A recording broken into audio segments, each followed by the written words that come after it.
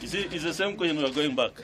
Iebc is expected in the coming days to announce the new election date amid a flurry of key strategic meetings to plan for the one-ballot election and how to handle pressure from the opposition NASA. A commissioner at Iebc confirmed the commission will announce the new election date next week. As directed by the Supreme Court, the election must be held within 60 days or 2 months to avoid a constitutional crisis. Tumeagree, umesema 60 days. Turudi kwa uchaguzi. Jubilee, we are ready. Na tunataka Iebc watangaze siku. We have no faith at all in the Electoral Commission as currently constituted. They have committed criminal acts. Most of them actually belong to jail.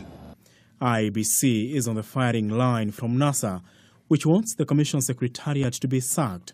Iebc maintains the Supreme Court directive meant the current team will supervise the poll, as a petition lies in court seeking to stop the current commissioners from organizing the poll. When you start demanding that we want a fresh commission to be established to conduct the elections, at the same time you go into the issues of procurement, that you want a fresh printer, even if at all they will do it through direct procurement, we do not have the laxity or the latitude of that timeline.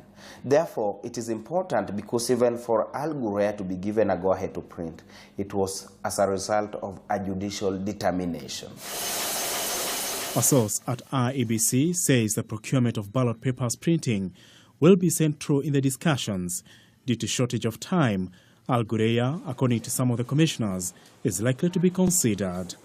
NASA is however opposed to Al Ghurair printing the ballot papers, claiming Form 34As and 34Bs had anomalies and lacked security features.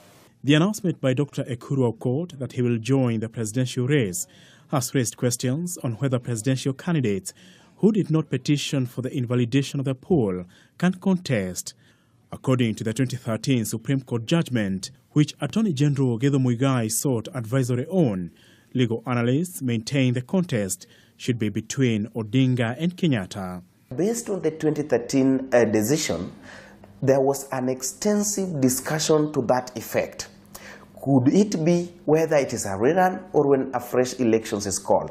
And in that very decision, the judges of the Supreme Court were of the opinion that the resultant electoral contest will be limited to the candidates who participated, and more importantly in this case, the petitioner. You know, we had the interested party, Dr. Ekuru Aukot. An interested party cannot mutate to become a petitioner. The 2013 judgment read, and I quote, "If the petitioner was only one of the candidates and who had taken the second position in vote tally to the president-elect, then the fresh election will in law be confined to the petitioner and the president-elect," end of quote. While the Constitution provides for a runoff in case candidates fail to meet the 50+1 vote and 25% threshold in at least 24 counties, it's silent on who should participate in case of an invalidated election, which is why the 2013 Supreme Court judgment is a reference point. Iebc will be guided by the Supreme Court judgment and the Constitution in printing the ballot papers. Will all the 8 candidates be on the ballot or just 2, Kenyatta and Odinga? Apul Kamau, K24 Weekend Edition.